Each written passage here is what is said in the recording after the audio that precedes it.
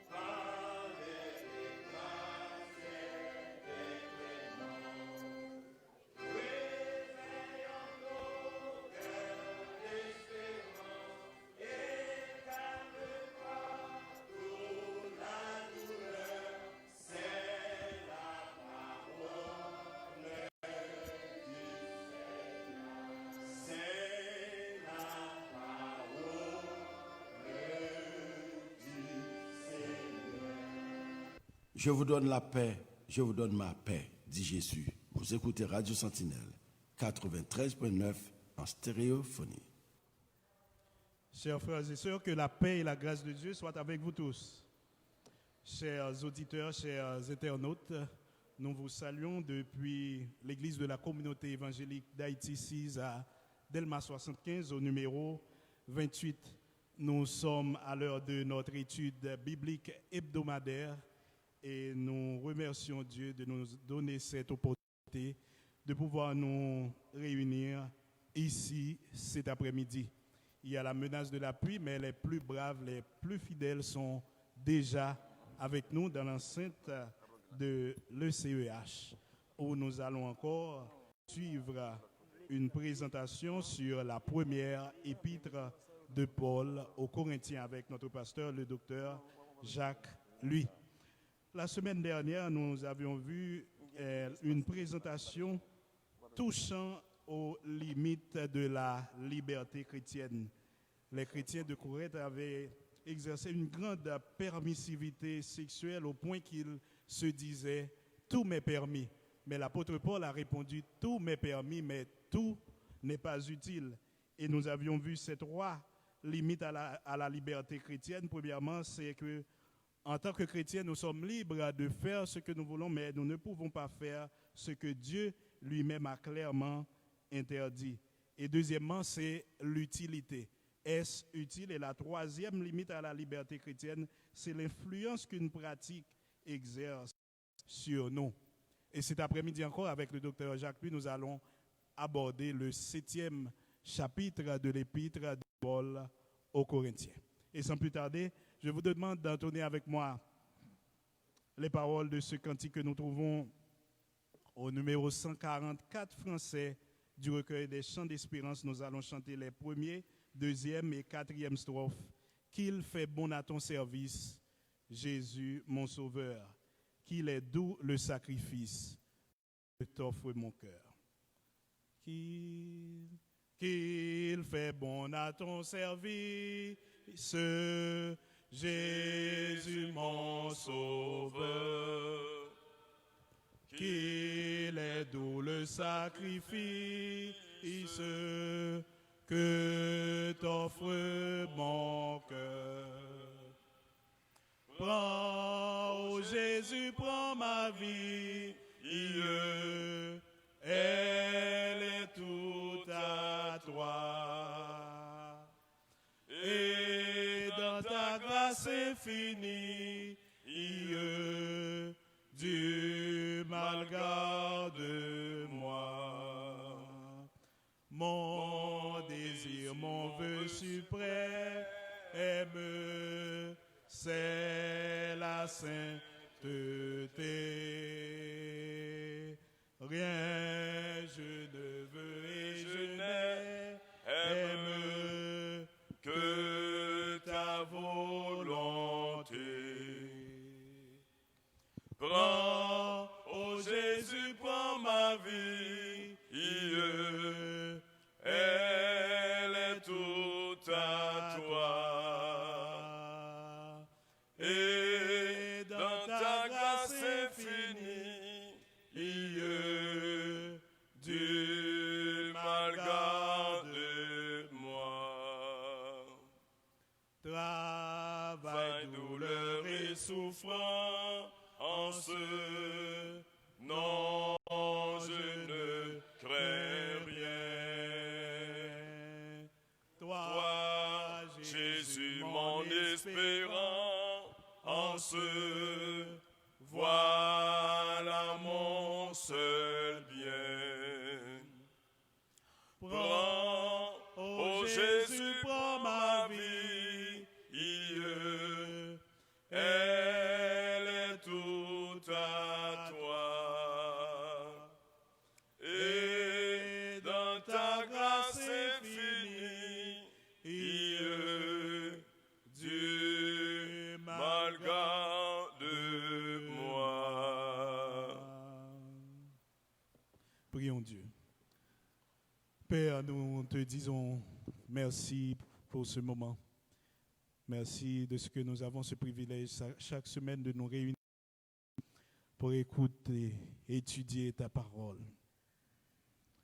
Nous voulons d'abord te remercier d'avoir protégé durant toute cette journée. Chacun de tes enfants, nous avions été à des endroits différents.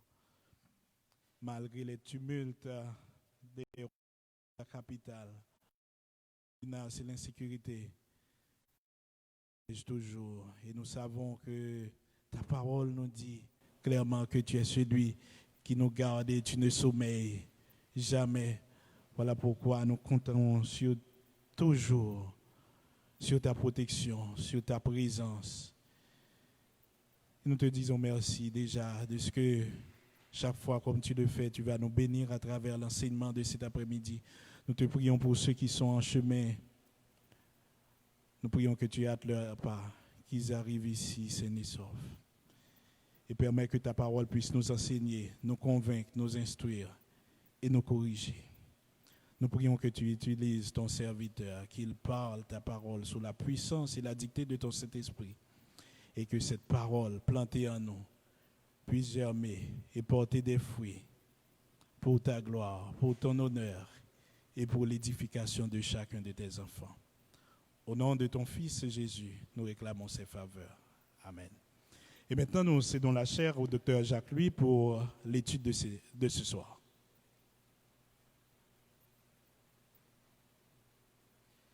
Merci, Pasteur Coquillon.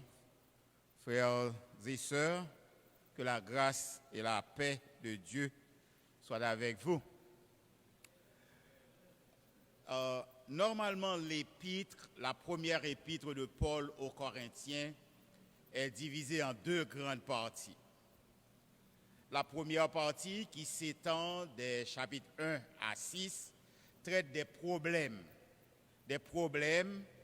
qui existaient dans l'Église, et l'apôtre Paul a abordé ces problèmes en essayant de les résoudre dans les 6 premiers chapitres. Mais à partir du chapitre 7, l'apôtre Paul commence par répondre aux questions qui lui ont été posées par l'Église.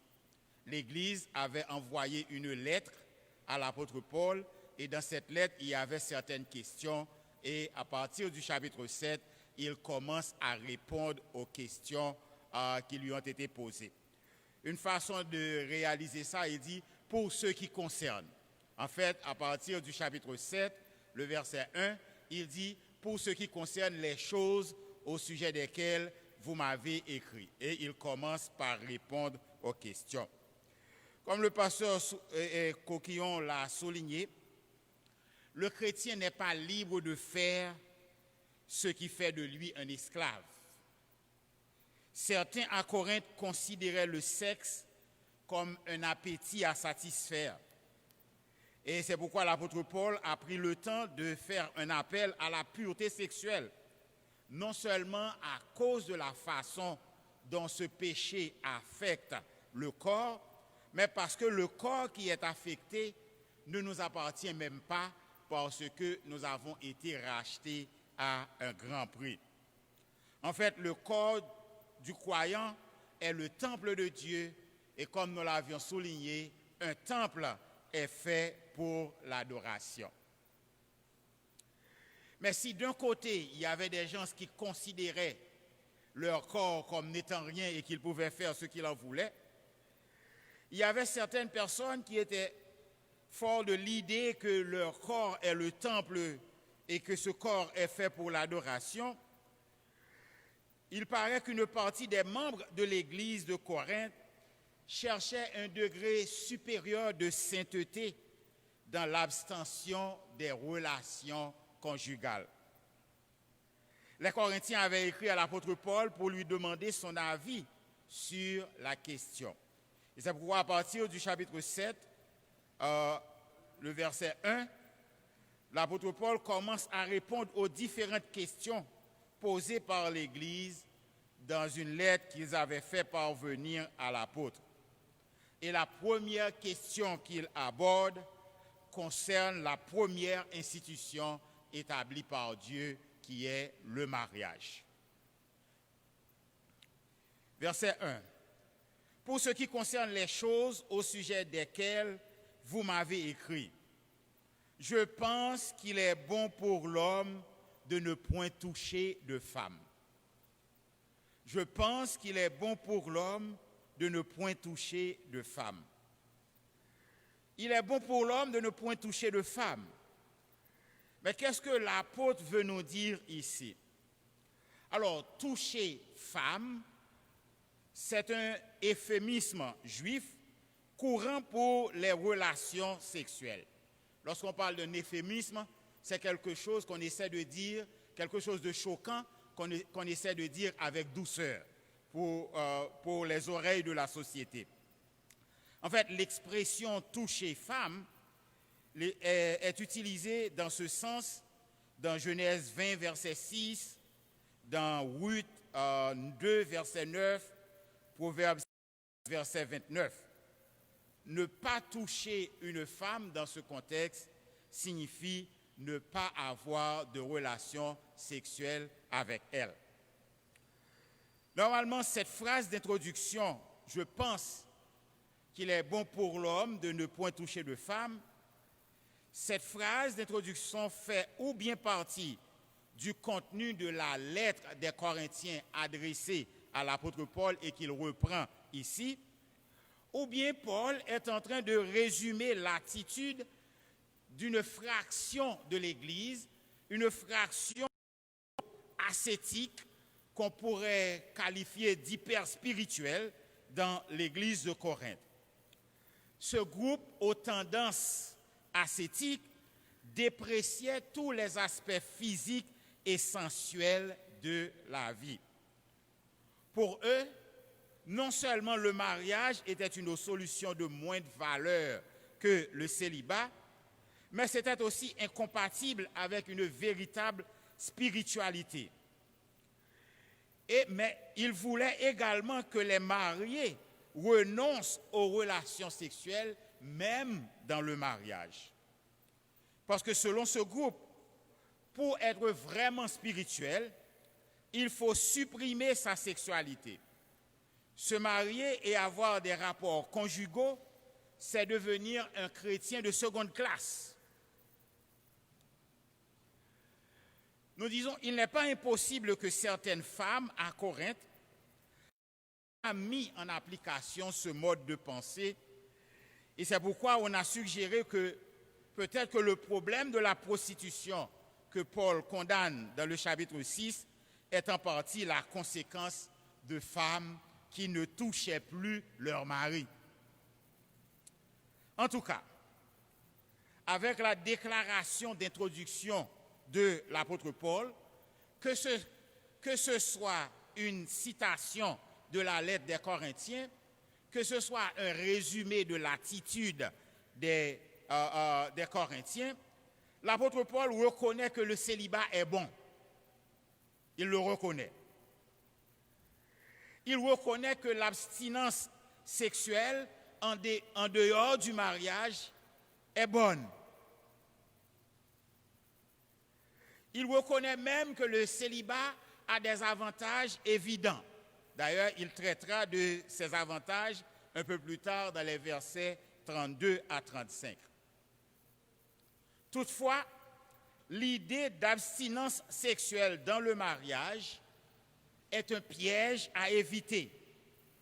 Ce serait s'exposer aux mêmes dangers et tentations du célibat.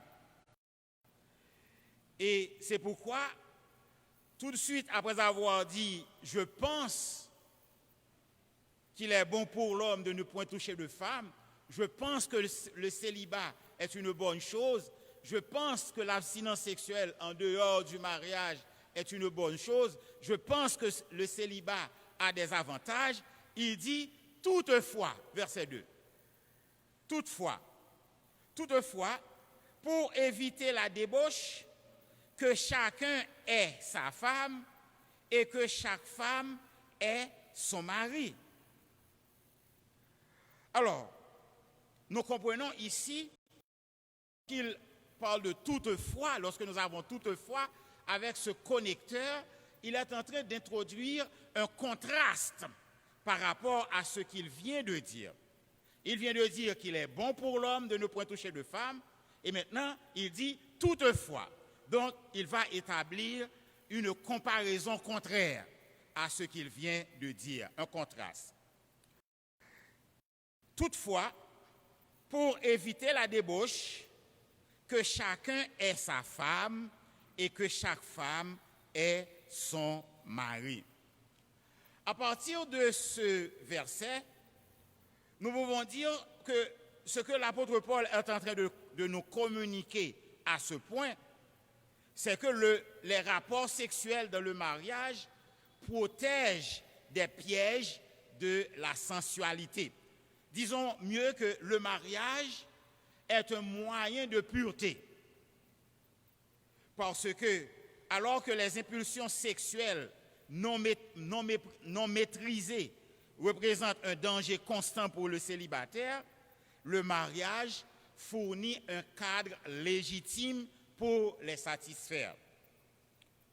Mais pour que le mariage soit une ressource efficace contre la débauche, les époux doivent vivre pleinement les implications de leur mariage. Et l'une des premières implications du mariage est le rapport sexuel. Les deux deviendront une seule chair. Si dans le verset 1, l'apôtre Paul a utilisé toucher avec une négation, dans le verset 2, il utilise le verbe avoir, l'euphémisme avoir, qui est une affirmation sans appel. Selon le dictionnaire des difficultés bibliques, l'expression avoir une femme, un mari, revient 8 fois dans la Septante. La Septante, c'est la version grecque de la Bible, et 9 fois dans le Nouveau Testament, dans le sens de posséder.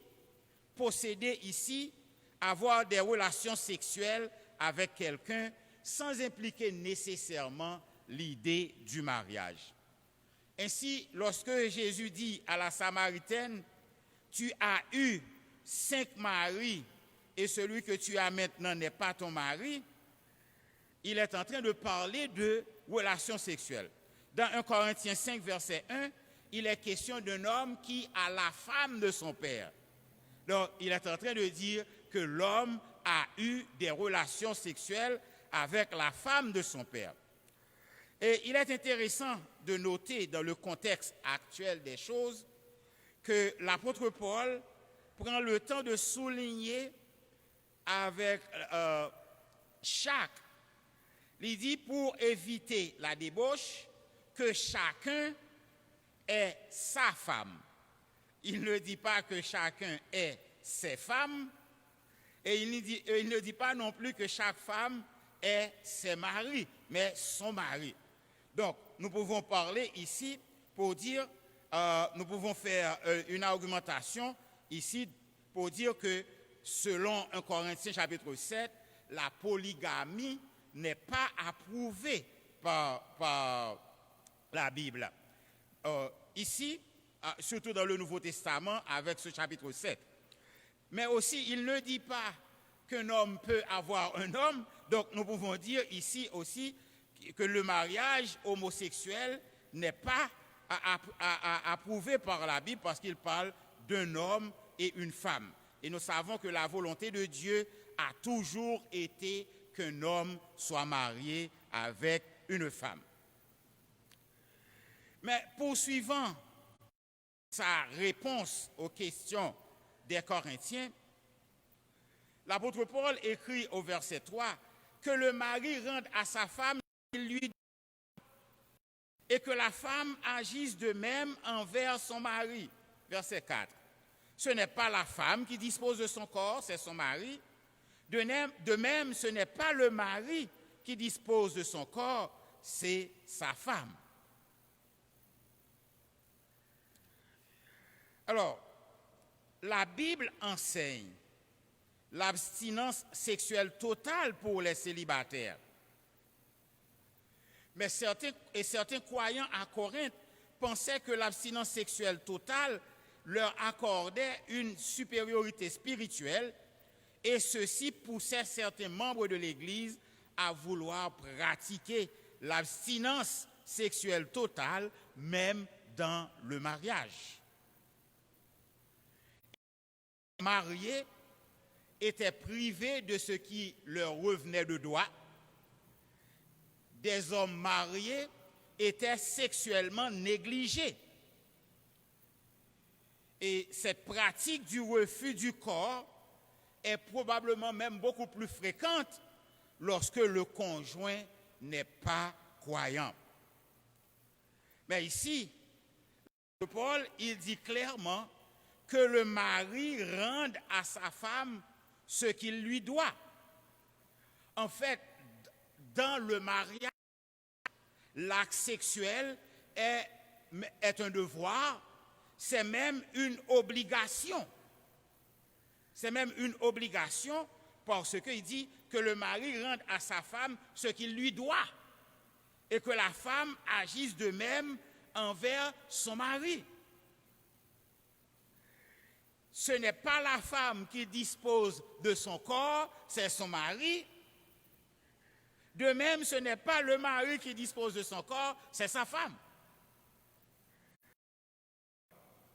Ici, que les croyants marient, ici l'apôtre Paul, il ne prend pas le temps pour... Alors, il ne fait aucune distinction. En fait, que les croyants mariés, il enseigne que les croyants mariés ne peuvent pas se refuser à leur conjoint, que celui-ci soit chrétien ou non s'ils sont mariés. Alors, le corps de la femme appartient au mari et le corps du mari appartient à la femme. C'est assez intéressant et à ce point parce que selon ce que l'apôtre est en train de nous dire ici, c'est que l'amour sexuel, c'est un outil magnifique pour construire la relation du mariage. D'ailleurs, en instituant le mariage, Dieu a clairement dit que les deux deviendront une seule chair. Donc, l'amour sexuel, c'est un outil pour construire la relation du mariage et non une arme pour s'affronter dans le mariage. Donc, se refuser l'un à l'autre revient à commettre un vol. C'est soustraire la chose d'autrui. C'est soustraire la propriété d'autrui parce que le corps de la femme ne lui appartient pas, parce que le corps appartient à son mari, et le corps du mari ne lui appartient pas, mais son corps appartient à sa femme. Je ne dis pas à la femme, mais à sa femme. OK? Alors, cela nous amène à conclure que les relations sexuelles ne doivent jamais être utilisées comme une arme ou comme un moyen de chantage ou comme une punition au sein du mariage. En fait, je dirais que dans le mariage, il n'y a pas d'embargo. Il n'y a pas d'embargo. OK? Et lorsque vous essayez de mettre un embargo, vous êtes en train de voler ce qui ne vous appartient pas. OK? Alors, si l'abstinence sexuelle, c'est la norme pour le célibat, donc ce n'est pas la norme dans le mariage. D'ailleurs, l'apôtre Paul va encore plus loin dans le verset 5 pour dire « Ne vous privez point l'un de l'autre, si ce n'est d'un commun accord pour un temps, afin de vaquer à la prière, puis retourner ensemble de peur que Satan ne vous tente en raison de votre manque de maîtrise. » Donc, se refuser l'un l'autre, c'est inviter Satan à inciter votre partenaire à chercher satisfaction ailleurs. En fait, se refuser ou bien placer un embargo n'est pas à votre avantage. OK? Ne vous privez point l'un de l'autre. Et si ce n'est d'un commun accord. Ne vous privez point l'un de l'autre si ce n'est pour un temps. Ne vous privez point l'un de l'autre si ce n'est pour vaquer à la prière. Donc, dans le cadre du mariage, aucun partenaire ne doit priver l'autre de relations sexuelles, sauf lorsque ces trois conditions sont réunies. Dans le verset 5, nous l'avons vu, commun accord, donc il y a consentement mutuel, les deux sont d'accord. Pour un temps, donc l'abstinence est temporaire, et pour vaquer à la prière, donc le but visé est de s'adonner à la prière, on pourrait dire de s'adonner à l'adoration. Donc, le mari et la femme peuvent s'abstenir pour se consacrer entièrement à la prière et au jeûne. Mais pas un jeûne de 40 jours. Mais ils ne doivent jamais utiliser cela comme un prétexte pour une séparation prolongée. Donc, les trois conditions réunies ici, pour se priver de relations sexuelles, c'est d'un commun accord, donc consentement mutuel, pour un temps, donc c'est temporaire, et pour vaquer à la prière, on pourrait dire pour s'occuper, ou bien, disons, pour prier, ou pour adorer le Seigneur. Et verset 6, et cette fois-ci, j'utilise la version Semeur pour faire la lecture. J'ai dit cela comme une concession et non comme un ordre. Verset 7. Je voudrais bien que tous soient comme moi, mais chacun tient de Dieu un don particulier de la grâce. L'un d'une manière, l'autre d'une autre. Donc, si nous regardons ici le verset 7 en particulier, l'apôtre Paul souhaite que tous les croyants soient célibataires. C'est un souhait, comme moi, dit-il. En fait, il affirme cela à cause de la grande liberté et de la grande indépendance qu'il a comme célibataire pour servir le Seigneur. Mais il ne s'attend pas à ce que tous les croyants s'abstiennent du mariage. Il ne s'attend pas à ce que tous ceux qui sont encore célibataires le restent. Et ceux qui sont déjà mariés auraient tort de vivre comme s'ils étaient célibataires et de s'abstenir de rapports sexuels. En fait, il dit, je voudrais que vous soyez comme moi, parce que lorsqu'on est célibataire, on est beaucoup plus indépendant, autonome, on peut décider de certaines choses beaucoup plus facilement sans peut-être demander l'avis et d'une autre personne. Mais l'apôtre souligne tout de suite que chacun tient de Dieu un don particulier. Et il considère le célibat comme étant un don. Et comme c'est un don, ce don de célibat n'est pas donné à tous les croyants. Et si nous sommes mariés, nous savons que nous n'avons pas ce don. OK. Alors, tout comme il ne faut pas mal utiliser ces dons, il ne faut pas non plus essayer d'utiliser un don qu'on n'a pas. Ce que l'apôtre est en train de nous souligner, pour quelqu'un qui n'a pas le don du célibat, l'abstinence sexuelle n'apporte que frustration morale et spirituelle. Mais pour ceux qui l'ont, le célibat est comme tous les dons de Dieu, une grande source de bénédiction. Donc, il voudrait que tous les croyants soient comme lui pour pouvoir servir Dieu. Mais il dit, c'est une concession.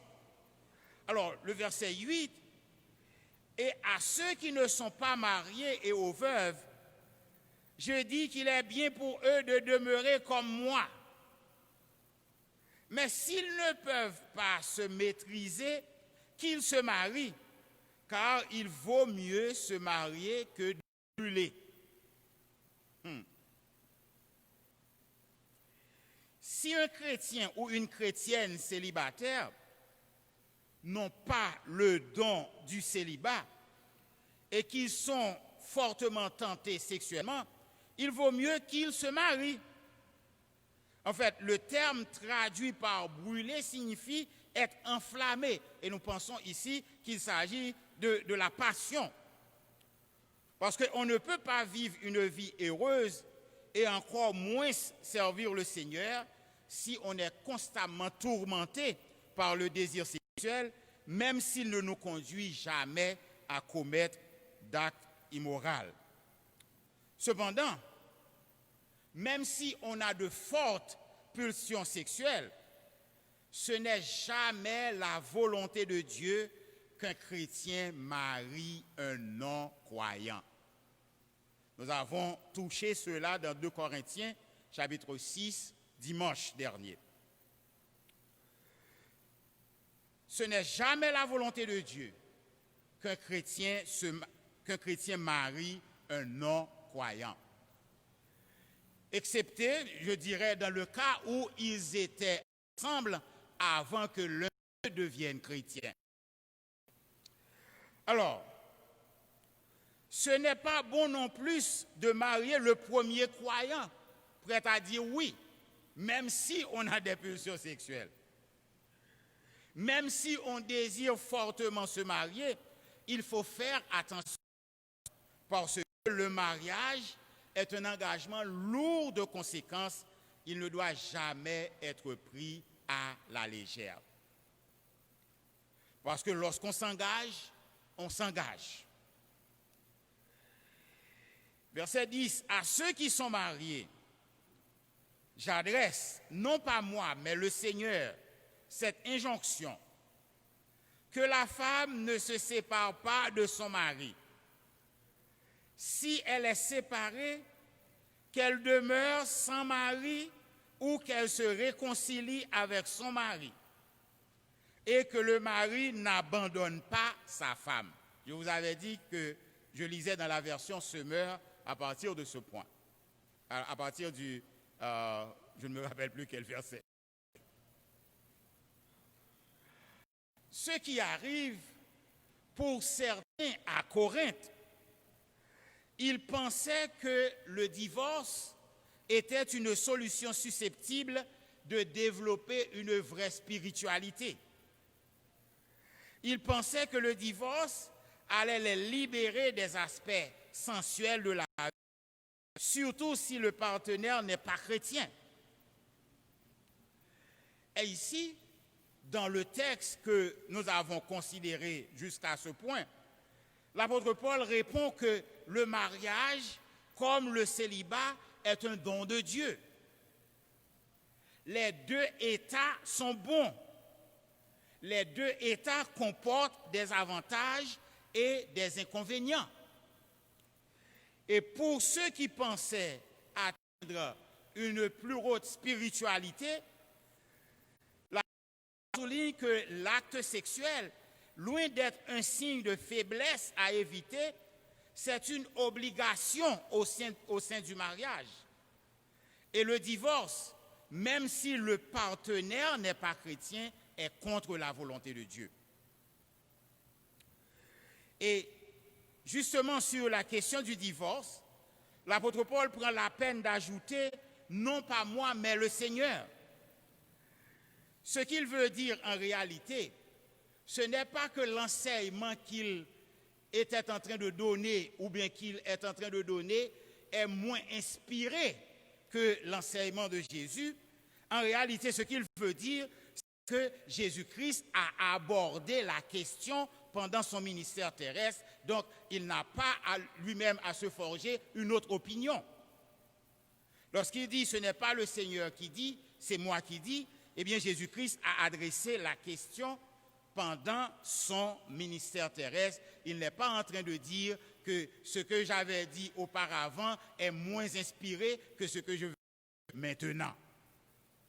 OK? Parce que la Bible est inspirée même dans ses mots. C'est pourquoi nous parlons d'inspiration verbale et plénière. Verbale dans les mots. En fait, lorsqu'il parle de Jésus, nous savons que Jésus, dans un entretien avec ses disciples, avait cité Genèse 2, 24. C'est pourquoi l'homme quittera son père et sa mère et s'attachera à sa femme et les deux deviendront une seule chair. Ensuite, Jésus a ajouté que l'homme donc ne sépare point ce que Dieu a joint. Matthieu 19, versets 5, 6. En fait, il était en train de répondre à une question des disciples. Et Jésus a pris le temps d'expliquer le passage de Matthieu 19 que Dieu a laissé Moïse permettre le divorce seulement à cause de la dureté du cœur de son peuple. Matthieu 19, versets 7, 8. Et il dit pratiquement que le divorce n'est permis que dans le cas d'affaires. Et même là encore, tous les théologiens ne sont pas d'accord. OK?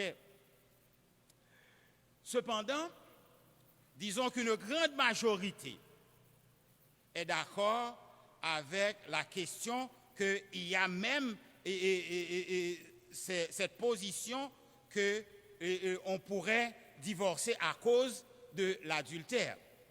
Mais même là encore, le divorce, il va à l'encontre du plan de Dieu pour l'humanité. Et lorsque le divorce est permis dans le cas d'adultère, en général, c'est surtout, on veut être juste ou bien tendre envers le conjoint innocent dans un cas qu'on pourrait considérer, dans un cas d'infidélité qu'on pourrait considérer comme irréconciliable.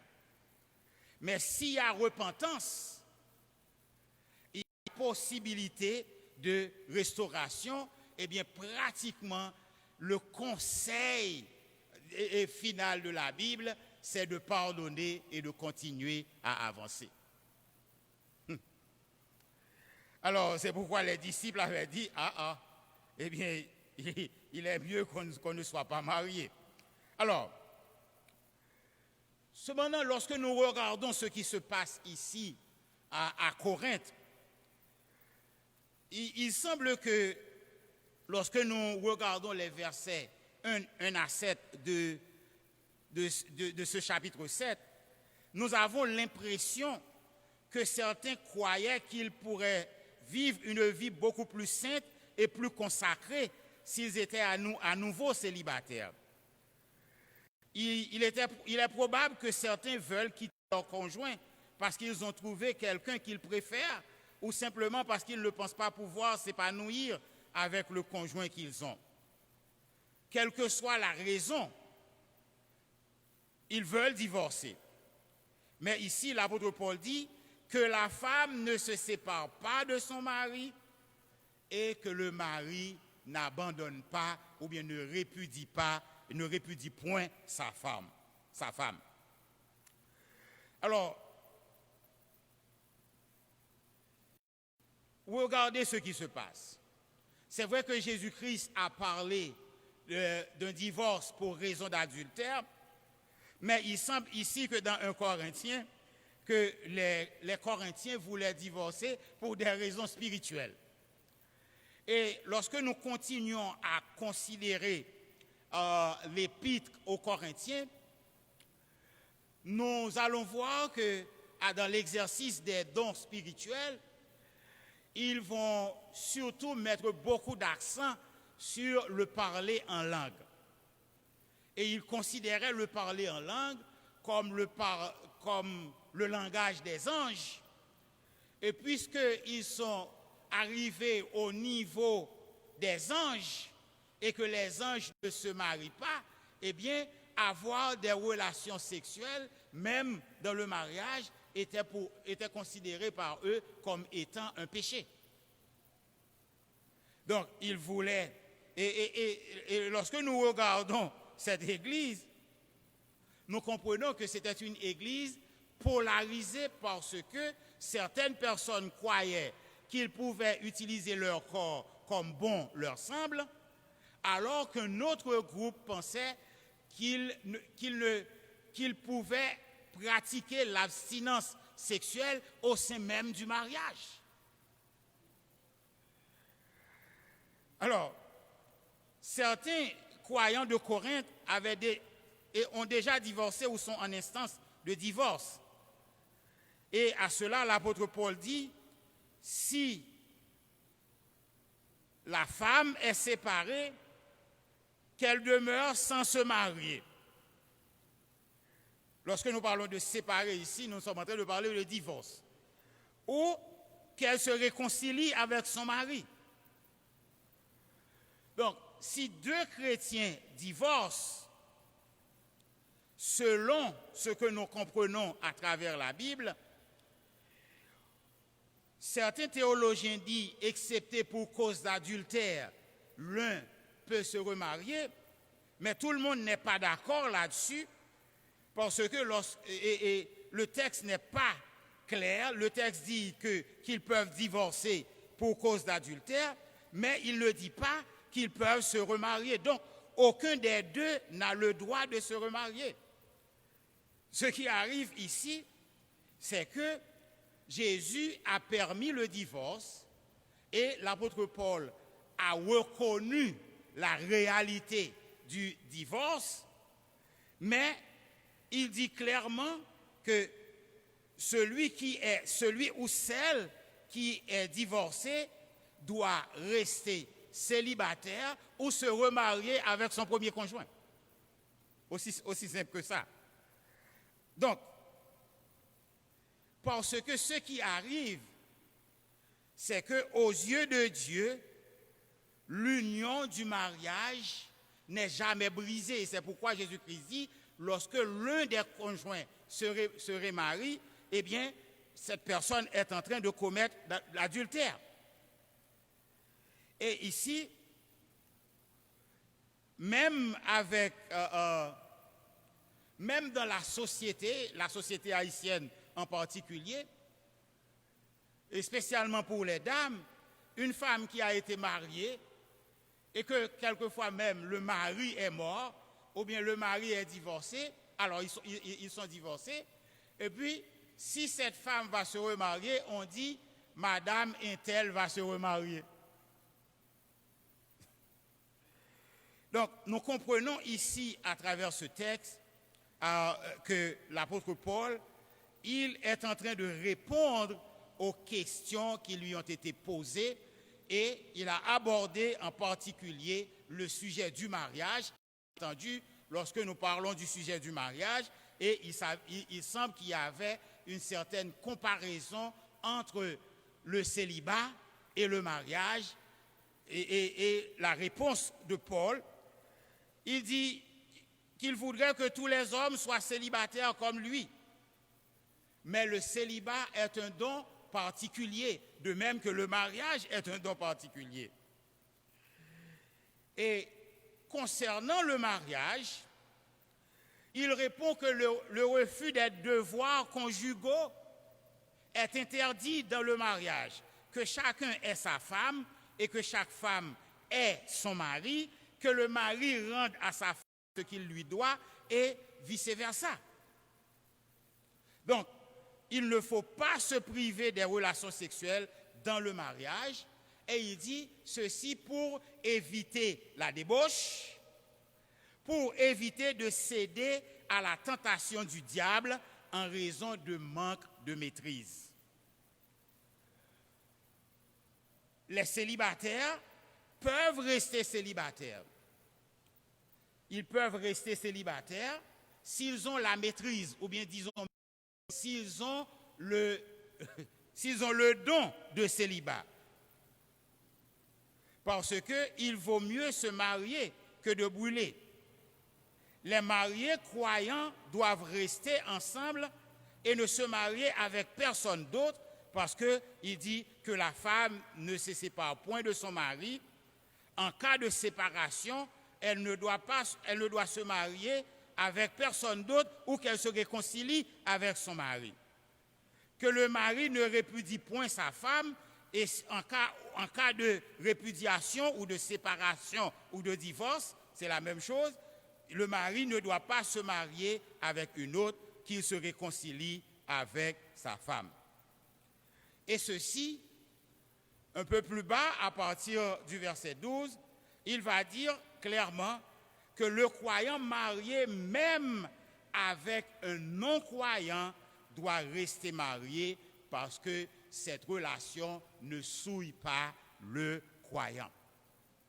Alors, cette partie, nous l'aborderons la prochaine fois, parce que je veux au moins laisser un peu de temps pour vous, pour des commentaires et des questions. Et maintenant, je retourne le micro à Pasteur Coquillon qui va diriger cette partie. Merci à notre pasteur, le docteur Jacques Louis. Maintenant, c'est le temps de poser les questions. Si vous nous suivez sur la page Facebook de la Radio Sentinelle ou sur la Radio Sentinelle, vous pouvez adresser vos questions en dessous de la vidéo en direct sur la page Sentinelle ou écrire par WhatsApp sur le 37 10 74 74.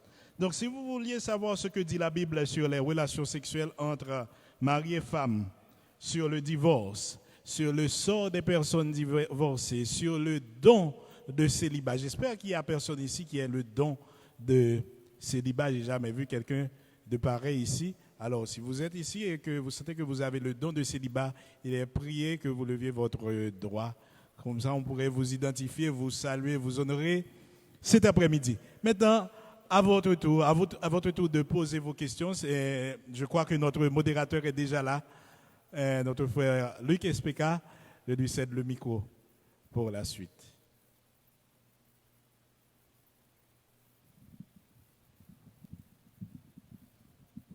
Merci beaucoup, pasteur. Bonsoir à tous nos auditeurs, à tous nos participants. Et maintenant, je crois que, comme d'habitude, nous avons, après l'exposé du docteur Louis, l'espace qui est réservé aux questions, aux réponses, aux remarques et à l'expression de certains points de vue. Donc, nous sommes très heureux et nous bénissons le nom du Seigneur, que nous puissions toujours continuer de nous alimenter constamment à la source de sa parole, qui est le moyen transformateur qui nous permet de nous rapprocher de Dieu et de ressembler chaque jour davantage à son Fils. Donc, ceci étant précisé, nous allons passer le microphone au docteur Jacques Louis, le concepteur et l'auteur de cette série d'études consacrée aux épîtres de Paul, aux Corinthiens. Et je crois que nous en sommes aujourd'hui au 7e chapitre. Et nous avons appris beaucoup de choses au cours de la dernière étude qui avait conclu la discipline dans l'Église et une série de points concernant des questions bien précises sur la conduite chrétienne par rapport à certaines questions. Donc, je vais passer le microphone maintenant au docteur Jacques Louis.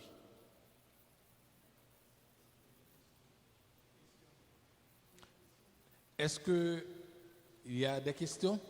S'il vous plaît, levez la main. Les règles sont toujours les mêmes. Nous avons le pasteur Raymond.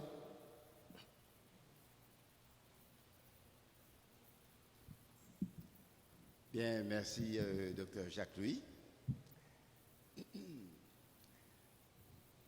Ma question, un petit peu,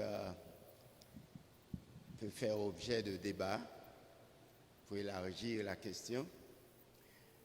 Regardez que, est-ce qu'on peut considérer, je vous le demande, que dans le domaine du patriarcat, Dieu s'était adressé à l'homme, chef d'alors, pour ne pas briser le mariage, que l'homme donc a-t-il dit, et je crois là, il s'agissait du mariage, du mari. Mais dans le Nouveau Testament, un autre contexte gréco-romain, c'est vrai que Rome avait aussi une structure patriarcale, mais chez les Grecs, c'est un peu différent, il y avait plus de liberté. Regardez que Paul s'est adressé d'abord à la femme pour lui dire de ne pas se séparer de son mari, ce qu'on ne trouverait pas dans l'Ancien Testament. Dans l'Ancien Testament, c'est à l'homme de décider. Mais c'est autour du verbe divorcer qui n'est pas cité directement dans le texte de Corinthiens. Il a dit que la femme, Paul a rappelé que l'homme ne répudie pas sa femme, et il a dit que la femme ne se sépare pas de son mari. Et dans la loi haïtienne, comme dans toutes les lois, il y a un distinguo fondamental entre se séparer et divorcer. Je me l'explique qu'il a dit à la femme, si vous vous êtes séparé de votre mari, vous devez vous réconcilier. alors que le divorce n'admet pas la réconciliation, mais plutôt le remariage, et vous l'avez dit aussi. Donc Paul, je pense, ne parlait pas tellement de la question de divorce, mais de la séparation physique. Et aussi, dans le texte de Matthieu 19, qui est issu de Deutéronome 24, où Moïse a dit, si un jour le mari a découvert quelque chose de honteux dans sa femme, il la répudierait. Et Moïse a dit, il faut lui donner une lettre de divorce afin qu'elle aille se remarier. Et si le second mari tomberait dans le même problème, il lui donnerait une lettre de divorce et la femme pourrait se remarier, mais pas avec le premier mari. Donc, il est clairement établi qu'il y a répudiation et divorce, d'après le contexte légal de Deutéronome. Alors, j'ai vu que vous avez interchangé les mots répudier ou séparer comme étant équivalent à divorce. Les trois sont interchangeables. Répudier, séparer, divorcer. En fait, on peut prendre les mots grecs et c'est la même chose. D'accord. Yeah. Mais maintenant, par rapport à tout ce que j'ai dit, est-ce que vous pourriez mettre une idée en plus? Yeah. Alors, normalement, disons que Jésus-Christ a clairement exprimé que le divorce ne faisait pas partie, mais je vais dire ne fait pas partie. Je vais utiliser. Le divorce ne fait pas partie du plan de Dieu pour l'humanité. Mais le divorce a été permis par Dieu à cause de la dureté du cœur de l'homme. Lorsque je dis homme ici, je suis en train de parler de l'homme et de la femme. De l'homme et de la femme. Mais ce qu'il dit, c'est qu'on va avoir, en fait, une réalité qui est claire, c'est qu'on va avoir des divorcés. Parce qu'il y aura des gens qui seront divorcés. Mais il dit que celui ou celle qui est divorcé ne doit pas se remarier. Et plus tard, il va donc en fait en réalité, un peu plus tard dans le chapitre, ce n'est pas la question de divorce, il s'agit de si l'un des partenaires est mort, donc l'autre partenaire est libre. Est libre. Donc c'est ce que nous voyons, mais bien que j'avais souligné aussi que certains théologiens pensent que l'exception que Jésus a donnée, sauf pour cause d'adultère, permet aux conjoints non coupables de se remarier. Mais ce n'est pas clair dans le texte biblique, donc on ne peut pas l'affirmer. Et l'apôtre Paul, clairement, dans le passage ici qu'il traite, il dit clairement que la personne doit rester célibataire. Donc. Oui, cette question est vraiment difficile à cerner sur tous ces aspects. Et comme vous l'avez dit, docteur Louis, lors de la dernière fois, il y a certains cas d'espèces où il faut procéder au cas par cas selon la nature de l'espèce pour arriver à une conclusion. Là où il n'y a pas de précision exacte sur ce qui doit être fait. Mais je pense que cette question va continuer à hanter l'esprit de beaucoup de nos chrétiens. Jusqu'à la fin du monde. Jusqu'à la fin du monde. Nous avons un autre frère qui est prêt pour une deuxième question. Nous lui demandons de s'approcher du microphone. Frère Toussaint de l'ECEH. Selon l'apôtre Paul, le mariage ainsi que le célibat sont de bonnes choses, sont des dons spirituels, des dons divins, selon l'apôtre Paul. Et particulièrement le mariage, et dans lequel certaines activités,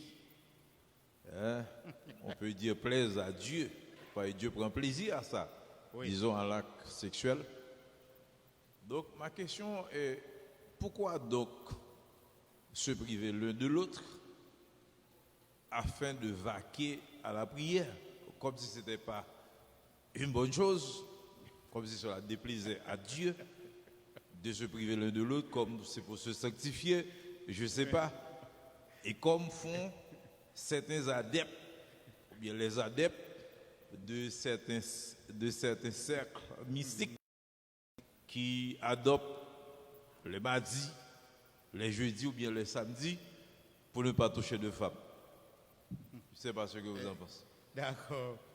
Alors, je dirais que c'est tout simplement pour éviter la distraction dans la prière. Parce que si vous conduisez, par exemple, vous ne pourrez pas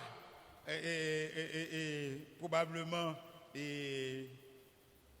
avoir ces activités pendant que vous conduisez parce que vous serez distrait. Donc, si vous voulez prier, et donc pour vous concentrer, il faudra au moins laisser la distraction. D'ailleurs, on ferme les yeux en général pour prier, pas parce que c'est nécessaire de fermer les yeux, mais c'est pour éviter les distractions. On peut prier les yeux ouverts, mais certaines fois, on va avoir des distractions. Donc, c'est surtout pour éviter la distraction et de la concentration. Mais certaines personnes, en fait, vous avez parlé de sectes, mais je sais aussi, par exemple, qu'il y a certaines sœurs, surtout les sœurs, si c'est le dimanche de la Sainte Seine, le mari ne peut pas s'approcher. Mais selon le texte biblique, je dois dire à mes sœurs que votre mari est en train de vous sanctifier. Donc, il peut s'approcher.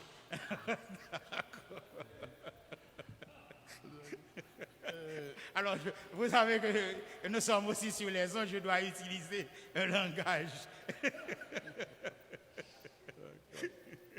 Ok. D'accord. D'autres questions? Oui, docteur Ferry, probablement qu'il y a des questions de nos auditeurs ou de nos internautes. Il y a un auditeur qui a demandé, suivant le verset 11 du chapitre 7, il est dit que la femme séparée doit rester sans se marier. Oui.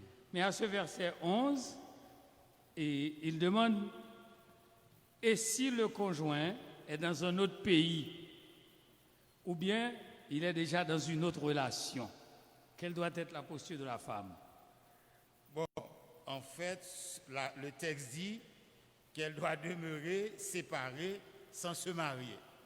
Le texte ne dit pas que, en fait, que si le mari est aux États-Unis ou en France, le texte ne répond pas à cette question, mais le texte dit clairement que ceux qui sont séparés en tant que chrétiens, ils doivent rester célibataires. Bien. Nous avons une troisième question avec notre frère.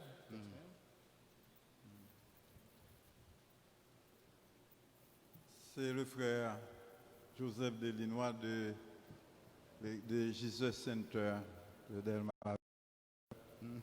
Et pasteur Jacques Louis, est-ce que le mariage qui n'a pas été consommé peut donner occasion, peut ouvrir l'opportunité à un divorce? Ça, c'est une première question. La deuxième, c'est que nous sommes en train de constater ces derniers temps une certaine modernité, même dans l'Église, et que même des ministres religieux se permettent de répudier leurs femmes. J'ai entendu il n'y a pas longtemps un pasteur du côté d'Orlando qui voulait se remarier, tandis que sa femme était encore vivante. Qu'en pensez-vous? Et la dernière question, ça c'est pour des chrétiens qui se joignent à des non-chrétiens et qui vivent ensemble, ou bien encore qui vivent ensemble après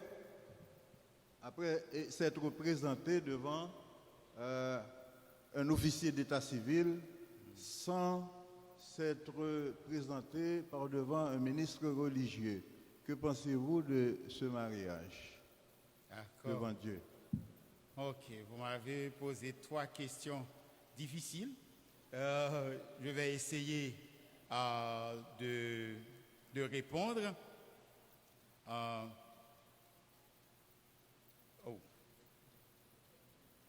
Et la première question, les questions, je n'ai pas noté. Il faudra probablement revenir. Un mariage non consommé. Mariage non consommé. Est-ce que ça peut donner lieu à un divorce? C'est le mot que je voulais. Pour le mariage non consommé, alors les catholiques romains, pratiquement, ils règlent la question, ils disent pratiquement il n'y a pas eu de mariage. Il n'y a pas eu de mariage. Mais nous n'avons rien dans l'Église protestante à ce sujet. Et en général, je me réfère aux paroles sages du docteur Duthène, Jean Duthène Joseph, qui dit que le pasteur marie, mais c'est le juge qui divorce. Donc, le pasteur est responsable de célébrer des mariages, mais le pasteur ne peut pas prononcer des divorces. Donc, en général, s'il y a des difficultés, il faudra voir probablement un avocat et régler la question par devant un magistrat, mais le pasteur ne peut pas divorcer. Mais je dis que pour l'Église catholique, le problème est résolu parce qu'ils disent que s'il n'y a pas eu de consommation, donc il n'y a pas eu de mariage. Mais nous n'avons pas vraiment ça, ou bien je ne sais pas. Autant que je sache, nous n'avons pas ça dans l'Église protestante. Est-ce qu'il y aurait quelque chose de ce genre? Je ne pense pas. D'accord. Et la deuxième question concernait des leaders religieux qui ont répudié leurs femmes. Et normalement, ce que le texte nous dit, le texte ne considère même pas la question de leadership. Le texte considère la question d'être un croyant. Et le texte dit que le croyant, normalement, ne devrait pas divorcer. Mais si le croyant est divorcé, eh bien, ce croyant doit rester sans se marier, doit rester célibataire. Et à ce point, je voudrais au moins dire que la personne divorcée, sans se remarier, pourrait exercer un certain niveau de ministère. Mais la personne divorcée qui se remarie est disqualifiée pour le ministère, et quelle que soit la personne. Et la troisième question, c'était... Je ne me rappelle plus. Il faudra tout simplement me donner un mot-clé pour... C'est pour des gens qui se présentent devant l'officier d'état civil et qui ne se marient pas par devant un ministre religieux. D'accord. Les mariages civils. Normalement, le pasteur célèbre un mariage religieux à effet civil. Donc, si le pasteur, disons que si le pasteur célébrait le mariage et le pasteur ne donne pas l'acte pour l'enregistrement, ce serait comme un plaçage public. OK? Alors que si c'est l'officier de l'état civil qui célèbre le mariage, eh bien, c'est un mariage civil, même s'il n'y a pas eu il n'y a pas eu de cérémonie religieuse. Et lorsqu'une personne est mariée devant l'officier de l'état civil, eh bien, lorsque cette personne vient au pasteur, le pasteur ne marie pas. Le pasteur fait la bénédiction nuptiale. Donc, le pasteur bénit les conjoints, mais ces personnes sont déjà mariées aux yeux de la loi. Donc, c'est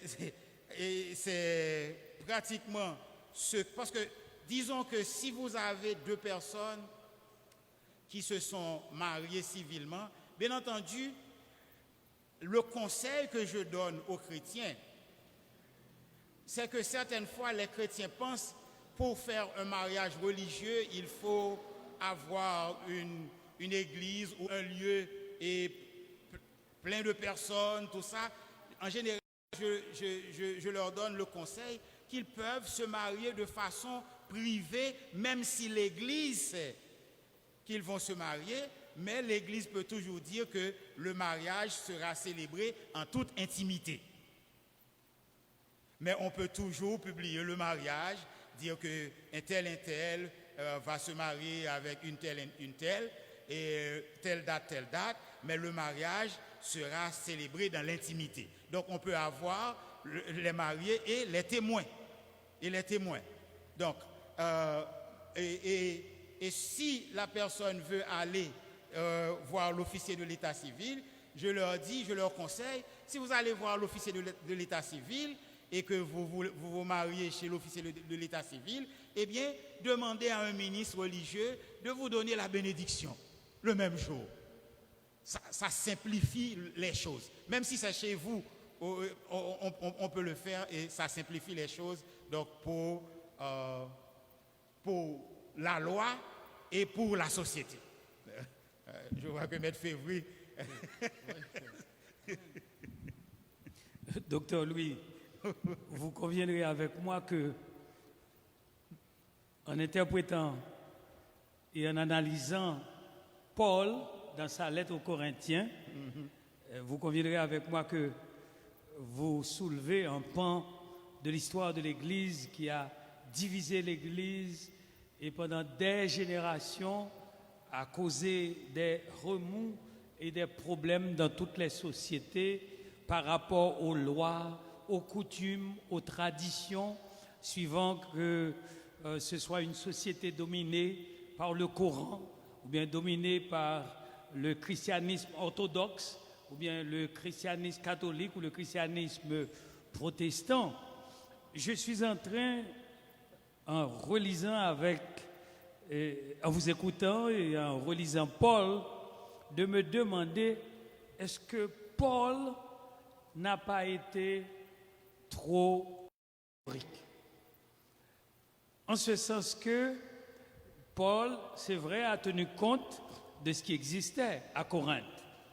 Paul a tenu compte de cet aspect dans la culture des Corinthiens, mais en étant un homme non marié et qui parlait du divorce et qui n'a pas pris en compte la situation des enfants avant, pendant le mariage, après le divorce et la situation de l'homme seul ou de la femme seule, est-ce que les églises chrétiennes et d'obédience évangélique, nous autres particulièrement les baptistes ou les évangéliques qui suivons la trace de Paul, est-ce que il n'y a pas lieu à des conventions théologiques particulières pour traiter des cas particuliers, sans violer l'esprit paulinien, sans violer l'esprit du Nouveau Testament. Car à travers les siècles, c'est ce qu'ont fait les catholiques, pour découvrir qu'il y a des mariages qui n'étaient pas aux yeux de Dieu des mariages, et par conséquent, au regard du droit canon, à annuler ces mariages-là. Maintenant, nous autres églises protestantes, je suis sur les ondes, je ne peux pas parler du mot hypocrisie. Comment jouer socialement, légalement, sociologiquement et spirituellement avec cette forme d'hypocrisie que nous constatons qui est quasi humainement inacceptable? C'est cette femme qui n'a rien fait, qui aime le Seigneur, qui s'adonnait à ses activités dans l'Église et dont la conduite du mari a tout à fait humilié la vie familiale par ses comportements, par sa vie dissolue, et qui, suivant le Seigneur, résistant, un jour reçoit une lettre de divorce. Et là encore, sur les traces du Seigneur, elle n'a rien dit, elle et les enfants. Et elle n'a rien fait devant la société, aussi bien que devant Dieu.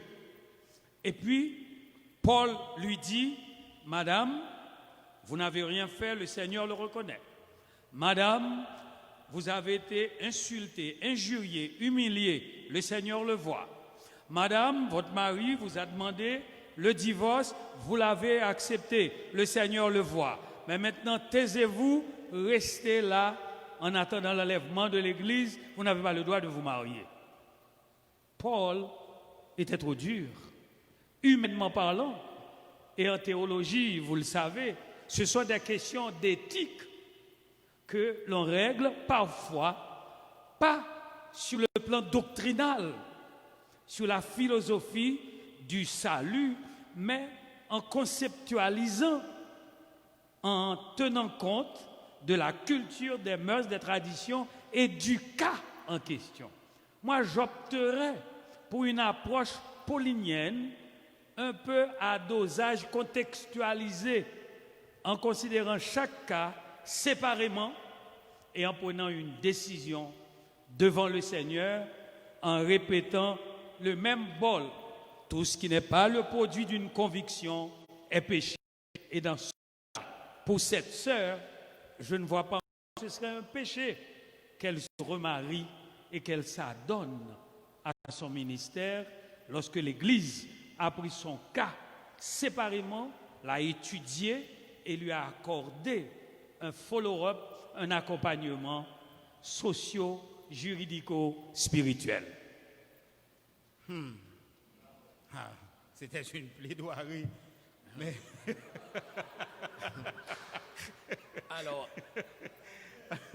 Alors, docteur Louis dit, donc, vous restez indifférent face à cette plaidoirie? Alors, je vais essayer de répondre pour dire que premièrement, Paul n'a pas été trop catégorique sur la base du principe de l'inspiration verbale et plénière de la Bible. Si nous acceptons que la Bible est inspirée même dans ses mots, nous ne pouvons pas dire qu'un auteur biblique a été trop catégorique. Parce que c'est Dieu qui inspire. Ça, c'est sûr. Sur cette base, je vais dire qu'il n'a pas été trop catégorique. Deuxième élément, vous avez mentionné un peu la souffrance de la victime. Et j'ai pensé tout de suite à ce que le Seigneur a dit, que celui qui veut me suivre doit se charger de sa croix et me suivre. Donc, il y a la souffrance dans comment dire, il y a la souffrance dans le service chrétien. Ça, c'est le deuxième élément. Le troisième élément que je voudrais au moins souligner, c'est que, et je vais donner ici une opinion personnelle, c'est une opinion personnelle, je dis, ok? Disons qu'une personne qui est divorcée et qui ne peut pas rester, qui décide quand même de se remarier. Alors, ce n'est pas qu'en tant que pasteur, je vais dire, ok, vous êtes sous discipline. Mais cependant, je ne peux pas, c'est bien possible que je ne comprends pas tous les éléments associés à la question du divorce, du remariage, tout ça, mais je préfère errer du côté de la Bible. Je préfère errer sur ce que je vois dans le texte biblique. C'est bien possible que je sois dans l'erreur, mais je vais errer du côté de la Bible qui dit que normalement celui ou celle qui est divorcé ne doit pas se remarier. Mais quand je dis cela, je vais aussi souligner que, disons qu'une personne s'est remariée. Vous ne pouvez pas dire, ok, vous êtes sous sanction pour l'éternité, mais cette personne n'est pas la personne que je vais choisir pour exercer un leadership dans l'Église. Donc c'est plus ou moins ma réponse à la question. Ce n'était même pas une question. Hein. Commentaire. Au commentaire. Bon, il y a deux frères, je vois, qui sont en attente. Je vais demander au premier de s'avancer. Moi, je dis que bonsoir, Pasteur Louis, et à tous les assemblées. Monsieur Bonnel Dicélis, membre de cette église. Ma question, c'est, d'après Proverbe, chapitre 20, verset 25, qui dit que c'est un piège pour l'homme que de prendre à la légère un engagement sacré et de ne réfléchir pas après avoir fait un vœu. C'est-à-dire que comment quelle réponse tu es capable de faire pour question ça? Ok. Quoi yon question comme ça, surtout mettez-nous dans. Alors, j'ai plus ou moins souligné ça, on te dit que même si vous gagnez des pulsions sexuelles qui poussent pour avancer, yon ou pas qu'à le marier avec un incroyant, parce que la Bible lui-même lui défend ni. Et deuxièmement, ou pas qu'à marier à premier croyant qui paraît devant nous. Alors, elle me dit, ça ne veut pas dire ou pas qu'à marier à, ça veut dire, pas dire ou pas qu'à marier à premier, non. Ça me veut dire, c'est pas parce que le croyant est puis le tout bon. C'est ça que je veux dire. OK? Donc, dans le cas ça, parce que mariage là c'est un engagement et nous avons qui va les problèmes, qui conséquences que le la donne, là on fait un mauvais choix. Là on fait un mauvais choix, son choix qui poursuivre vous pour toute la vie et peut-être son choix qui poursuivre vous pour toute la vie, les plus bon pour prendre temps, pour réfléchir, pour garder et c'est ça que fait toujours dire jeunes que mariage l'amour. Souvent des jeunes, pour définir l'amour, il y a dit l'amour son sentiment. En général, moi je dis non, l'amour pas un sentiment, l'amour son choix. Son choix qu'on fait. Par exemple, quel que soit le monde qui est marié, si un garçon qui est marié ou bien une fille qui est mariée, dit ou il pas jamais l'autre belle fille dans la rue ou bien l'autre bel garçon dans la rue à la bonne menti. Mais les gens font choix. Et choix le faire, c'est avec la. Parce que si c'est seulement sentiment, les visages, madame, commencent à faire ride, les peut-être dans eux commencent à racher, ou à quitter le cherchons l'autre. Mais son choix fait que ça, c'est partenaire pour la vie et m'a pas avancé avec elle. D'accord? Nous avons un frère qui attend patiemment, mais juste avant, nous allons passer le microphone pour un commentaire au président de notre comité, l'ingénieur Toussaint. Alors justement, c'est pour vous raconter d'autres, parce que je ne voudrais pas laisser passer cette occasion sans vous le raconter. Parce qu'il y a un frère qui était membre de l'église baptiste du Cap-Haïtien. Je me rappelle de le temps, il y avait deux jeunes. Le garçon, l'adolescent, était membre actif de l'association de la jeunesse du Cap-Haïtien. Alors, ces deux jeunes-là se sont mariés. Deux jeunes à l'église baptiste du Cap qui s'étaient mariés. Je crois que c'était après sa philosophie, sa philosophie, peut-être 19, 20 ans. Après sa philosophie, la dame allait voyager et puis ils étaient contraints par les parents ou bien de se marier. Alors, ils se sont mariés. Quelque temps après, le monsieur, au lieu de recevoir en principe ses papiers pour voyager, aller suivre sa femme, a reçu une lettre de divorce. Donc il a dû cesser toutes ses activités dans l'association de la jeunesse. Il a été mis sous sanction. Parce qu'il ne pouvait plus exercer en principe ses activités spirituelles à l'église. Il a fallu en principe quelques temps, des années, pour que pasteur Evans Kelly, qui est un pasteur américain, puisse en principe soulager, régler toutes ces histoires pour dire en quoi est-il fautif? Le type, en quoi a-t-il péché? Comme peut-être Frère Bonnel a dit, peut-être c'est pas suite de mauvais choix. Bon, quel choix? Parce qu'ils s'aimaient bien et ils étaient contraints avant le départ de sa fiancée de se marier. Mais quel mal a-t-il fait? Il n'a pas fait de mal, malgré tout, il a reçu les 10 femmes et il a divorcé avec. Mais ce n'est pas lui qui était à l'initiative, en principe, de ce divorce-là.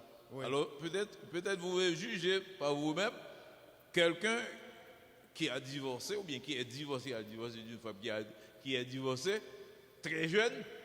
Est-ce qu'il doit prier pour la mort de son ex, ou bien est-ce qu'il doit encore attendre à souffrir pendant des années, 19, 20 ans, à souffrir jusqu'à ce que, en principe, l'autre puisse mourir? Ce ne serait pas une mauvaise prière. Alors, je crois que Maître Février a aussi mentionné, et Luc Explica aussi a mentionné qu'il faut regarder certains éléments au cas par cas. Cependant, en général, on ne le fait plus aujourd'hui. On ne le fait plus aujourd'hui. Et normalement, dans le passé, on forçait des jeunes à se marier, mais ça tend à disparaître. Parce que normalement, si en tant que pasteur, je suis en train de célébrer un mariage et que soit le garçon dit non ou la fille dit non, je ne peux plus rien faire. Donc, alors, ça c'est quelque chose qu'il faut considérer. Et normalement, ça revient à la question qu'il faut faire attention lorsqu'il s'agit de l'engagement du mariage. Ce n'est pas quelque chose qu'on prend à la légère. On ne le prend pas à la légère. Parce que c'est un engagement sacré, un engagement devant Dieu et devant les témoins. On dit oui, eh bien, on se dit oui pour la vie. Nous avons une sœur qui est devant et c'est elle qui va poser la prochaine question. Je pensais qu'elle venait pour la bénédiction. Docteur Louis, j'aimerais que tu éclaires mes lanternes sur ce verset qui se trouve dans Jérémie, chapitre 3, le premier verset. Lisez le verset. Il dit, de cette version, on met l'Éternel dit, lorsqu'un homme répudie sa femme, qu'elle le quitte et devient la femme d'un autre, cet homme retourne-t-il encore vers elle? L'Éternel dit, lorsqu'un homme répudie sa femme, qu'elle le quitte et devient la femme d'un autre. Oui. Ici, le texte est en train de nous dire que c'est une femme divorcée qui est remariée et que le premier mari ne peut pas se remarier avec la femme qui est déjà mariée. Donc, c'est à peu près ce que nous dit le texte. Le premier mari ne peut pas se remarier avec sa femme. Avec son ancienne femme. Oui. Mais si la femme est libre, le premier mari peut se réconcilier. Yeah. Eh bien, ok, merci. D'accord. Il y a d'autres questions? Il y a une question à l'auditeur. Un auditeur a demandé à Pasteur Coquillon, et Pasteur Coquillon m'a demandé de vous le demander. Jésus a dit dans Matthieu 19, verset 9, « Mais je vous dis que celui qui répudie sa femme, virgule, sauf pour infidélité, virgule, et qui en épouse une autre, virgule, commet un adultère. Ne peut-on pas conclure à l'inverse, celui qui épouse une autre femme à cause de l'infidélité de sa conjointe ne commet pas d'adultère. »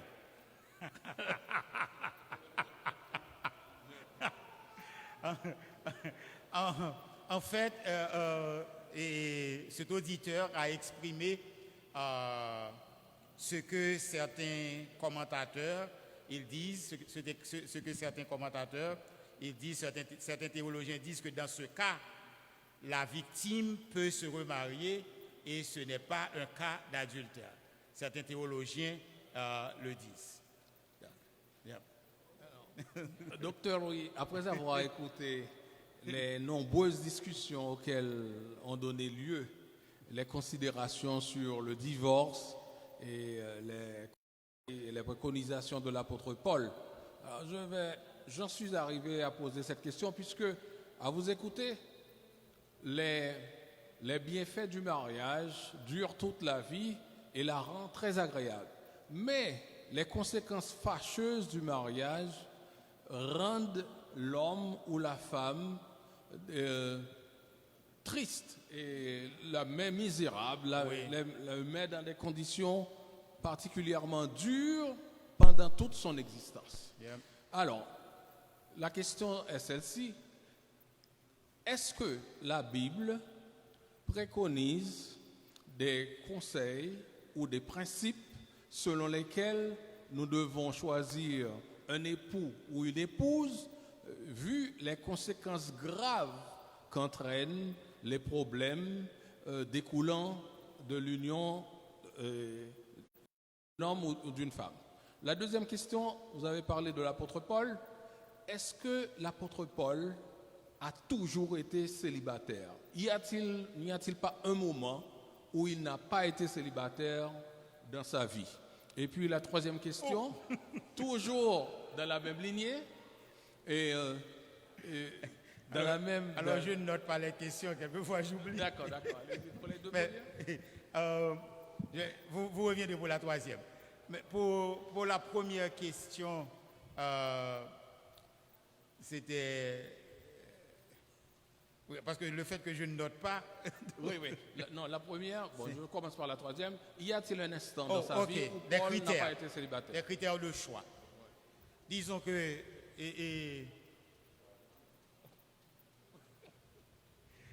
disons que pour...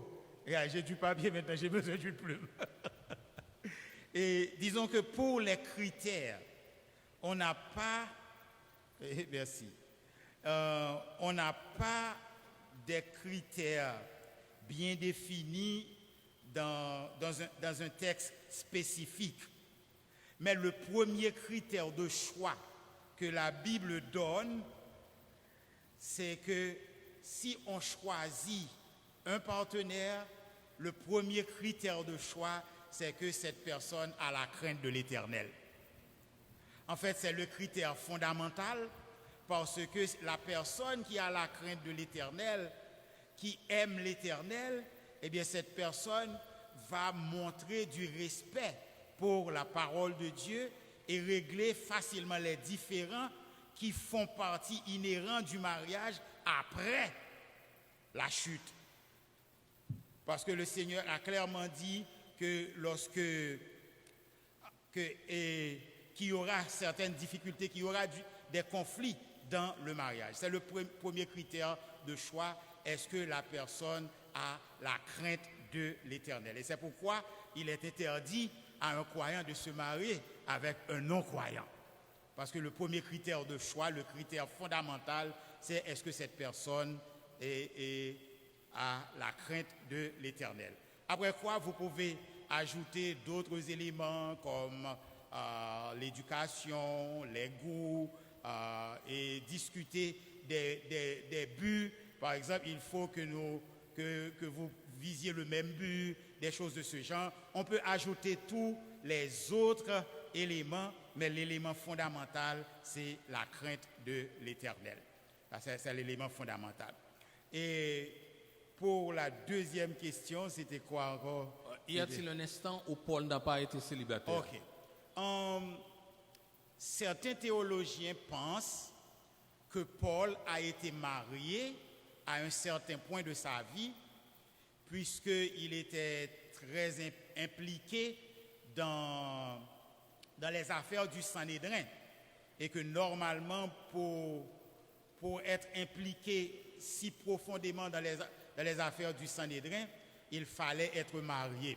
Donc certaines personnes pensent que Paul a été marié une fois dans sa vie, mais qu'il était veuf, il était veuf célibataire. Certaines personnes le pensent, mais on n'a pas vraiment des arguments assez clairs pour dire oui, c'était le cas. Non, ce n'était pas le cas. Par exemple, on sait que Pierre a été marié, mais on ne peut pas dire avec certitude si Paul a été marié ou s'il ne l'a pas été. Mais étant donné qu'il a été très impliqué dans les affaires du Sanhédrin, et pour être impliqué à ce point dans les affaires du Sanhédrin, certains commentateurs pensent que Paul était marié, mais qu'il était devenu veuf très tôt dans sa vie. Donc c'est...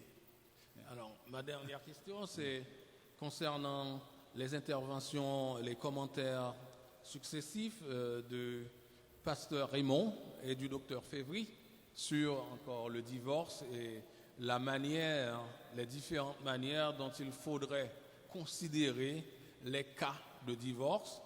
Alors, je voudrais vous poser la question suivante. Est-ce que dans le chapitre 7, nous avons vu que Paul nous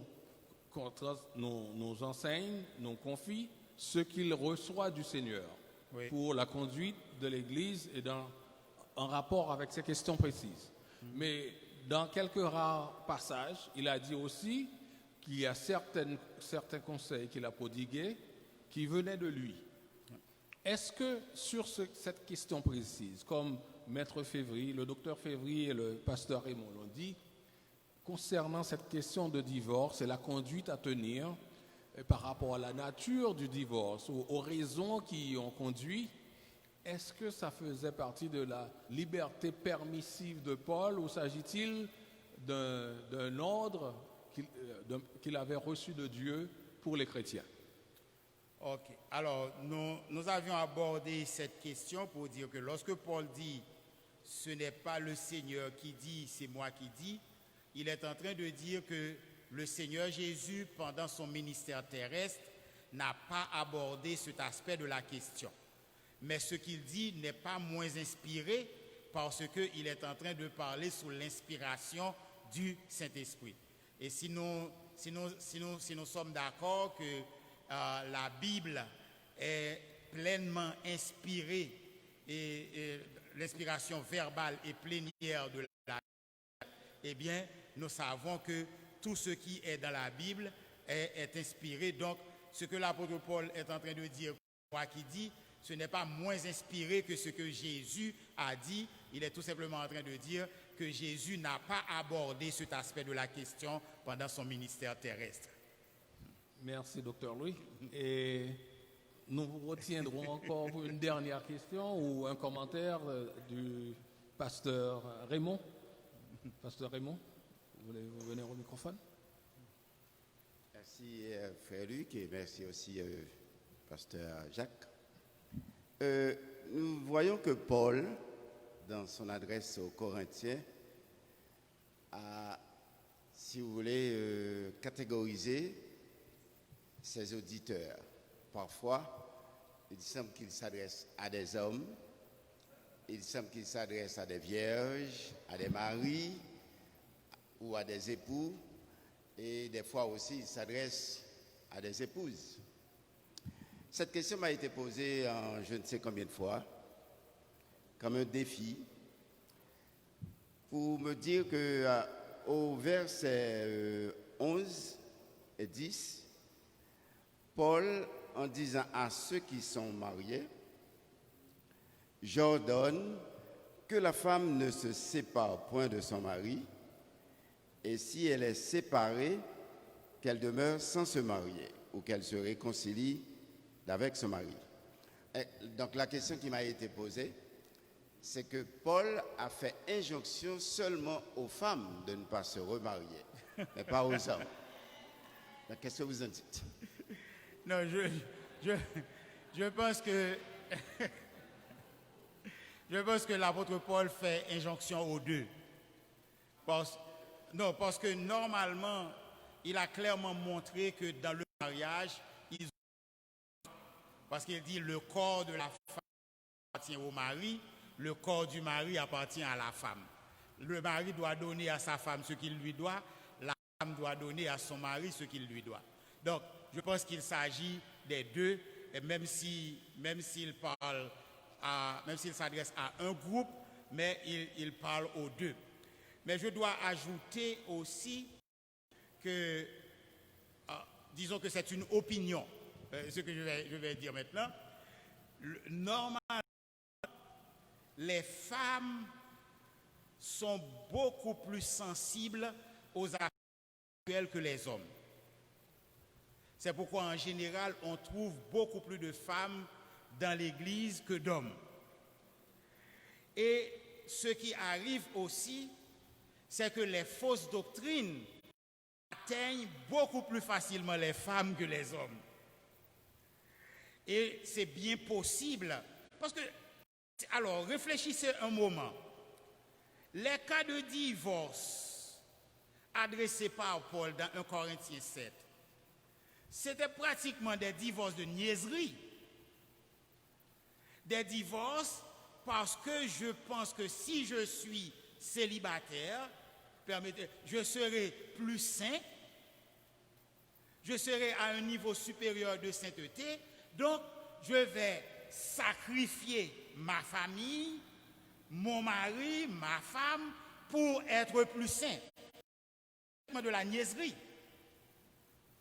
Donc, alors ici, ce qu'on voit ici, même si l'apôtre Paul, s'il paraît qu'il s'adresse à des femmes, peut-être que les femmes étaient beaucoup plus nombreuses même à essayer de sortir des liens du mariage.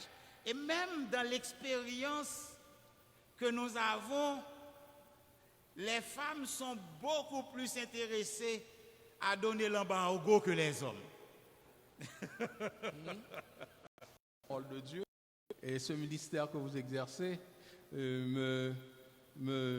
m'oblige à accorder la parole à un dernier frère qui a une question, je crois, qui à ses yeux revêt une grande importance.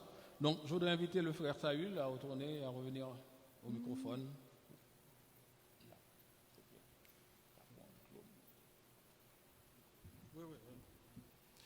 Merci, pasteur. Moi, je voudrais savoir quelle est l'incidence de ces perturbations d'ordre matrimonial sur qui est un don gratuit de Dieu. Y a-t-il une quelconque incidence? D'accord. Merci, c'est une très bonne question. En fait, il n'est même pas question de salut à ce point-là.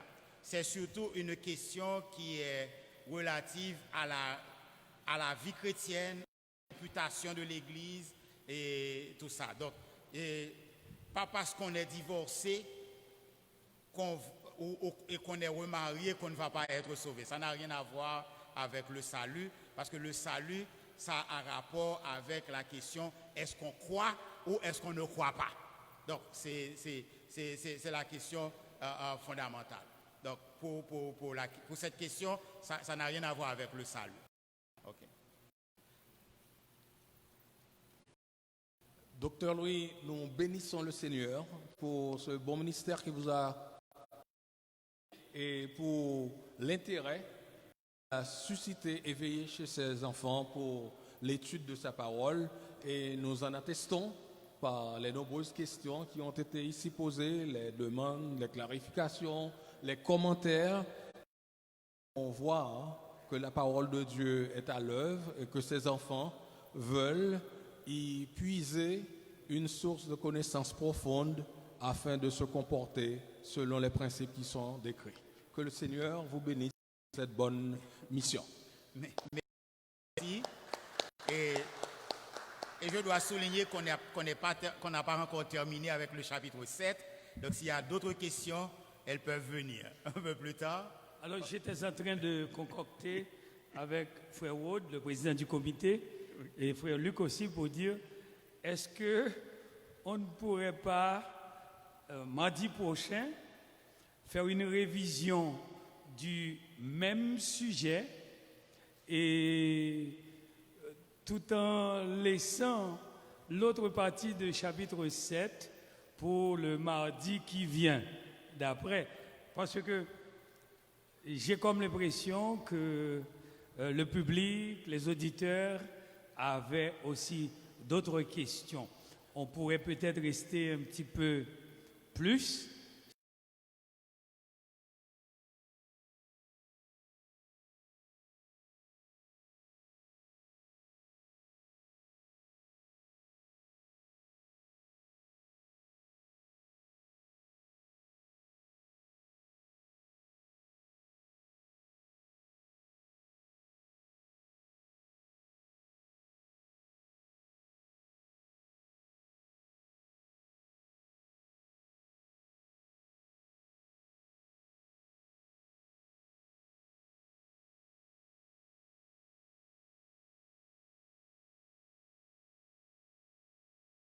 Et notre modérateur, le frère Luc, expliqua. Je crois qu'il y a des questions à n'en plus finir, mais heureusement que c'est réservé le mardi prochain pour les autres questions. Donc, depuis le Jardin d'Éden, les fruits défendus ont été toujours les plus convoités. Donc, on parle de divorce, d'embargo. Je vois que le plus petit frère ici a applaudi quand le pasteur a dit que les femmes sont les plus enclins à utiliser l'embargo. Le petit là, il a applaudi très fort. Il semble qu'il aura une question mardi prochain. Donc on attend ta question, notre petit frère. Alors on va terminer. Bon, qu'est-ce qu'on va dire? Il y a des gens qui pensent que c'est bon de divorcer. La Bible dit non. C'est à cause de la dureté du cœur des hommes que Dieu a permis à Moïse d'autoriser les gens à donner un papier de divorce. Donc on va chanter dans ce cas, Jésus nous maître règne sur moi. Soumets mon être, sois-en le roi.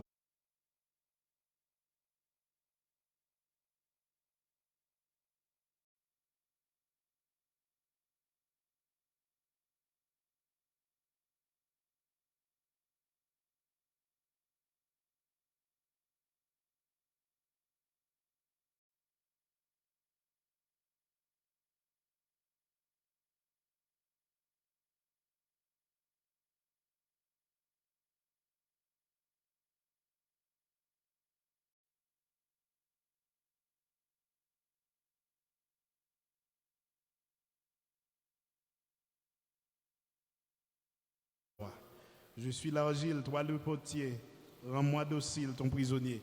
Première et dernière strophe, 143 français, chant d'espérance. Après quoi, je crois que la sœur Jacqueline a commissionné notre président, le frère Ruth Toussaint, à faire la prière finale et envoyer le peuple chez lui. On se met debout, mettons-nous debout en entendant la première et la dernière strophe. Jésus nous maître, règne sur moi.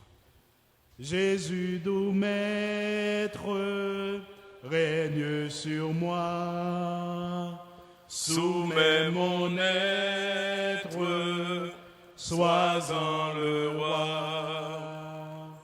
Je suis l'argile, toi le potier, rends-moi docile, ton prisonnier. Je m'abandonne, Jésus, à toi. Détruis, pardonne tout mal en moi. Remplis mon âme de ton esprit et qu'il m'enflamme et jour et nuit. Amen. Je voudrais rappeler là qui n'ont pas pu assister à cette étude ce soir qu'elle soit reprise à partir de 9h, que cette étude soit reprise à partir de 9h sur les radios, Radio Sentinelle, Logos et puis 4VH, je crois. Donc, combien vous font pour la prière? Céleste Père, nous te disons merci pour ta présence qui a été avec nous et qui avait animé ton serviteur, le docteur Jacques, pour nous conduire dans toute la vérité, pour nous enseigner, Seigneur, ta parole. Merci pour cette étude ô combien enrichissante pour ton peuple. Et nous te disons merci, Seigneur, de nous avoir permis de répondre à ta convocation et d'avoir été suspendu, Seigneur, à tes lèvres, car nous savons qu'à travers le docteur Jacques, c'est toi qui nous parles. Permets, Seigneur, que nous puissions garder un bon dépôt. Permets que nous puissions, Seigneur, après l'écoute de ta parole, que nous puissions pas nous regarder simplement dans le miroir et après nous en détourner sans faire le geste qu'il faut, mais permet que nous puissions pratiquer ta parole, la garder afin de ne pas pécher contre toi. Bénis-nous, bénis tous ceux-là qui ont été là avec nous. Nous te prions, Seigneur, pour les auditeurs de la Radio Sentinelle et ceux-là qui nous écoutent à travers les zones. Nous te prions, Seigneur, pour le corps pastoral, le collège pastoral, Pasteur Coquillon qui a présidé, Seigneur, ce service. Et le moment est arrivé pour nous de regagner nos pénates. Nous te prions, Seigneur, de nous accompagner et de permettre que nous puissions rentrer à bien retrouver notre famille. C'est là la prière que nous t'adressons, non en vertu de nos propres mérites, car nous n'en avons aucun, mais c'est au nom du Père infini de ton Fils Jésus-Christ, lui qui vit et règne avec toi, maintenant et au siècle des siècles. Amen. Que la paix et la grâce de notre Seigneur et Sauveur Jésus-Christ, l'amour du Dieu, le Père, la douce et intime communion du Saint-Esprit, et demeure sur chacun de nous, dès ce soir et jusqu'au grand matin de l'éternité. Que le Seigneur vous bénisse. Bonne soirée, bonne nuit à tous. Téléphone 28 13 54 45, 28 13 54 46.